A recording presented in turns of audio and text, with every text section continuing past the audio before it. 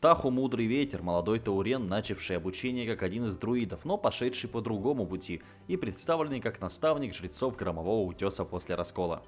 Тахо был учеником Хамула рунического тотема и обучался искусству друидизма от него, жадно внимая всем словам наставника, пока полученные знания не позволили ему задуматься и обратиться к новой теории.